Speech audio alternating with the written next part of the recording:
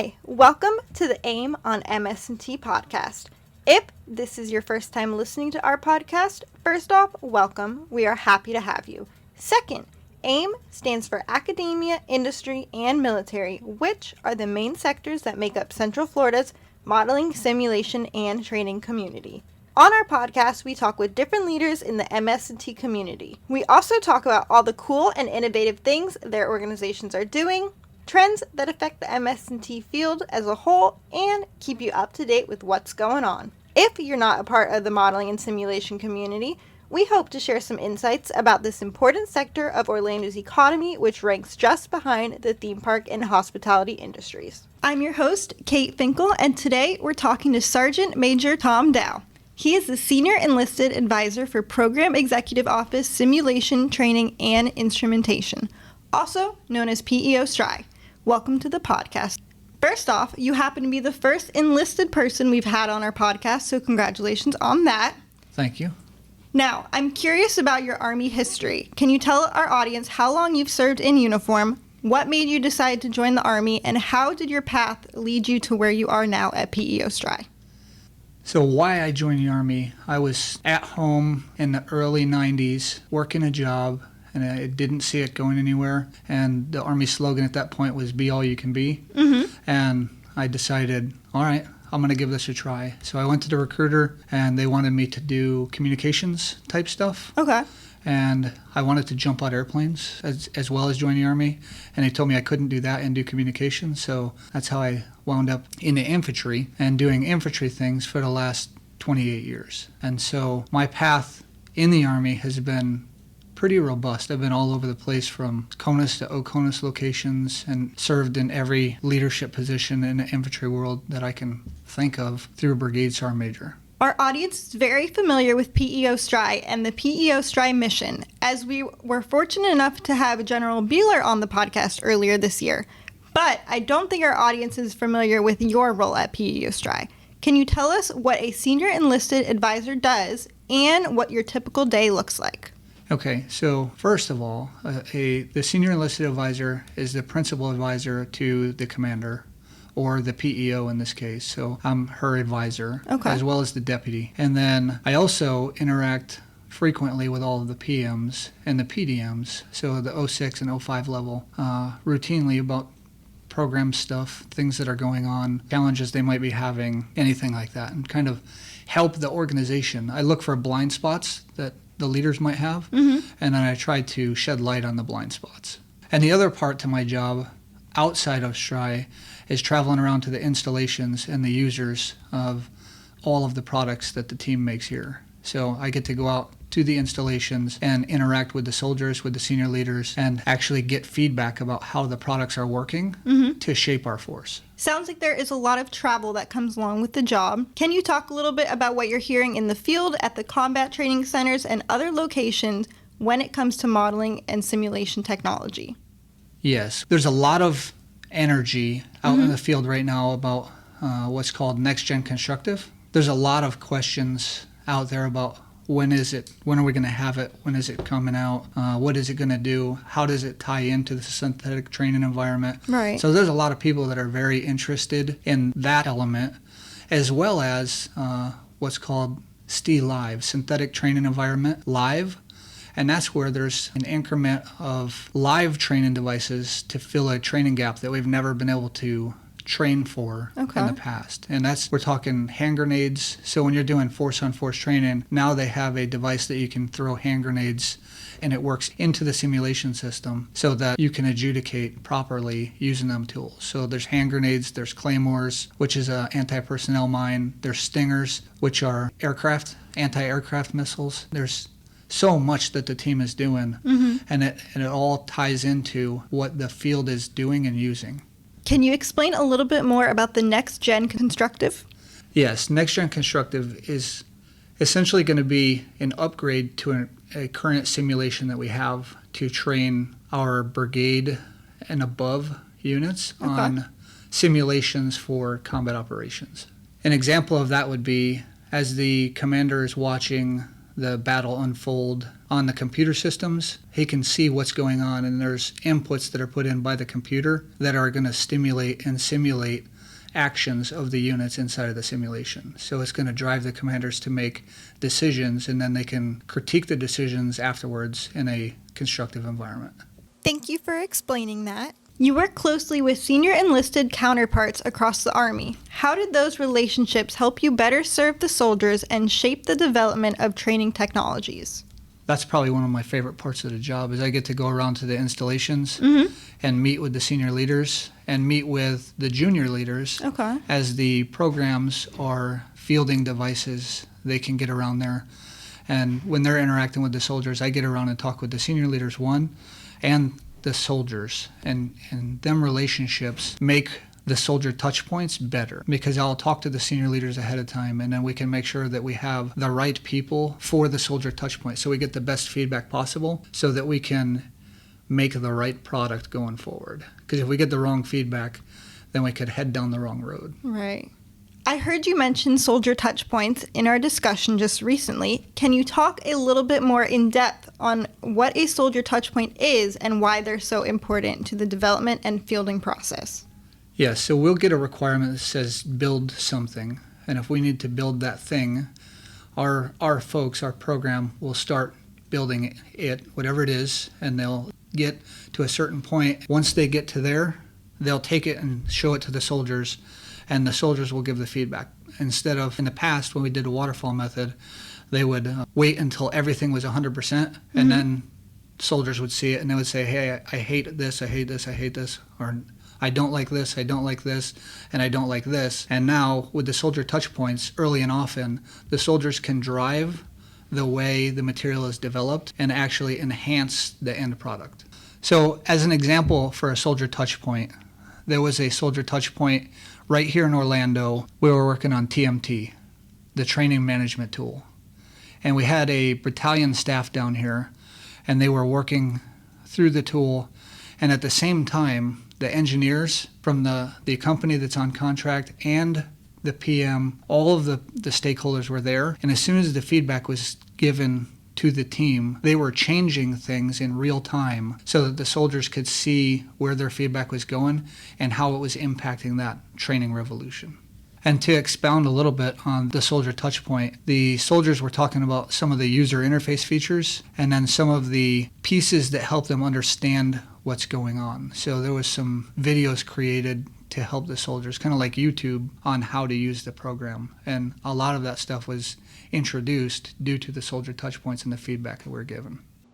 Collaboration seems to be key here. One topic that I don't think gets enough attention here in Orlando is the collaboration that takes place between all the different services who are a part of Team Orlando.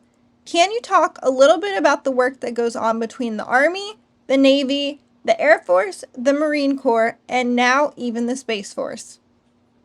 Yes, I would say that if you look across any of the 260 programs within PEO STRI, or any of the programs that the Marines have, or the Navy, or Space Force, you're going to see lines, direct lines, or sublines that are connecting the programs. And at the 06 level, there's constant communication both with each other and out to industry, out in the greater Orlando area. And I can't think of a program where the teams are not working together day in and day out. So I can think of a couple of examples where the teams have worked together. One where the Navy and PEO STRI, namely PM Trade, have worked to monument one of the artillery pieces here as another showpiece for NSA Orlando. Another instance was just recently the Marine Corps moved a recruiting command down here, and they just moved in. And I've been collaborating back and forth with their senior enlisted advisor, helping get them established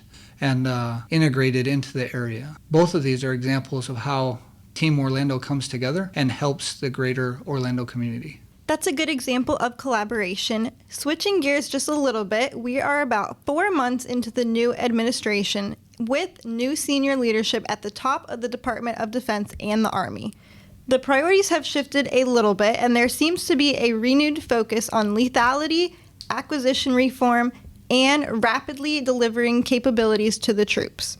How is PEO STRI playing a role in these efforts? This is a complicated answer, but I'll attempt to tackle it. So you can't spell readiness without PEO STRI. That's true. Every soldier that wears a uniform essentially uses the devices that we make, from Miles gear to large-scale simulations to simulators. Like there's a lot. And if you look at the Combat Training Center Instrumentation System, is one of the programs that builds readiness for our brigades. They rotate to each of the CTCs. There's 4 of them. There's the Joint Readiness Training Center, Joint Pacific Readiness Training Center, NTC, the National Training Center, and there's the Joint Multinational Readiness Center, JMRC. The CTCIS is really the backbone of each of the CTCs. And the CTCs, in my opinion, are the crown jewel of how we ready our Army. The brigades rotate through their OCs on the ground. The observer controllers really can see everything that's going on through the systems that are provided within the CTCIS. That's just lethality in itself right there, because the units are allowed to see themselves in a way that they couldn't see at home station. So that is one example of how PEO STRI is shaping readiness. Another example is the cyber world. We have a whole PM shop that's dedicated to cyber test and training. And the innovative approaches that they take in the cyber domain help us on a daily basis, as well as the testing. We couldn't test our new devices without some of the test products that are developed within cyber test and training, or CT2. The 2025 National Defense Strategy, NDS, prioritizes defending the U.S. homeland, deterring strategic actions, and deterring aggression with a focus on building a resilient joint force and defense ecosystem. It emphasizes deterring China in the Indo-Pacific while also increasing burden sharing with allies in Europe and around the globe. These are certainly challenging times. I know you can't comment specifically on any of our current military operations, but can you give some insight into leading soldiers during these times of uncertainty? Absolutely. And I think leading through change and uncertainty is extremely difficult and it's hard. But the one thing that will ensure that our Army is maintaining its preeminence is training. Mm-hmm. And in the training domain, PEO STRI either develops, sustains, maintains, or introduces training devices that enable leaders to ensure that their units are ready. The difference between winning and losing is how ready you are. And I think PEO STRI, all of the teams, every program that I look across, if I look at CT2, or if I look at PM Trade, if I look at SE or TSO, each one of them are touching so many training devices that all of the soldiers use, and that training enables land dominance. I believe you assumed your duties at PEO STRI in April of 2023, and later this fall, you'll be retiring after 28 years in the Army. Let's take a moment to reflect on your career. What has been the best part of being in the Army all of those years? It's hands down the people. Like the reason I'm sitting here after 28 years is the people. It's definitely not for the problems. It's definitely not for the late phone calls. It's the people, the aha moments when people learn something, and the growth, the readiness, just the teamwork, the camaraderie, the sense of being is what's kept me here so long. And for me, one of the best parts is, one, being in this position and getting to see how much PEO STRI touches and impacts the entire total force. But one of the most special missions to me is resident here in PEO STRI and in my last unit, and it's called International Programs Office inside of PEO STRI, and it's a place called Security Assistance Training Management Organization was my last unit, and they deal with foreign military sales, FMS, and the profound impact that they have on each of the combatant commands. It's unmatched, because for a small organization, they shape the way the combatant commands and the theaters are postured. Yeah, that mission is probably the most near and dear to my heart because of the outsized impact that they have. Another aspect that is really near and dear to my heart, which was really a pain in my butt when I was a younger soldier, is the sustainment piece. And then another cool aspect is how we sustain everything that we field, but not just locally in the CONUS locations. We have a global footprint where we sustain everything that we have abroad as well. I don't want to ask about the worst part, but how about some of the challenges one faces during military service? Challenges during military service, I guess, are adapting to new environments all the time. And for instance, when I came to PEO STRI, it was a steep learning curve. And there's a lot of very technical, very niche trained people here that are very, very good at what they do, versus what I'm used to and what I'm trained to do is the tactical side of things. Right. So the change makes us grow and learn as leaders. So I think it's a double-edged sword. I think it's very good for us, and it helps us grow into the positions. But change is the hardest one. So, what's next for you after the Army? Have you decided yet? I'm looking at retiring and getting back up to North Carolina and getting into instructional design. Okay. So instructional design kind of falls into the same wheelhouse as being an NCO in the Army, because you're really looking at training what are the needs and then how do you fill them gaps. So I was looking for grad school programs to go into, and I seen that program and it called to me like, hey, you should do this. So right now I'm in my last little bit of grad school, and I'll finish that, and then I plan to get into instructional design just because it's kind of close to what I do here. Well, that sounds exciting. Now, they say everyone in an Army uniform is an Army recruiter. What advice would you offer someone who is considering military service? In particular, what would you tell someone that you wish someone had told you when you were considering the Army? Do you want a chance to become the best version of yourself possible? And really, if you do, the Army is going to help you find that, or really the military. I think any branch is going to help people find the best version of themselves. Whether they stay for 3, 6, or 25 years, they'll grow immensely as a person and then come out better on the other end.